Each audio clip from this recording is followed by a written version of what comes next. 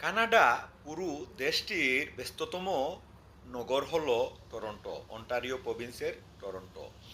আর এই টরন্টো নগরীর ব্যস্ততম স্ট্রিট হলো বে স্ট্রিট। এই বে স্ট্রিট একটি বাণিজ্য কেন্দ্র, আমাদের বাংলাদেশে ঢাকার মতিঝিলের মতো, আবার আমেরিকার টাইম স্কোয়ারের মতোই ধরা যায়।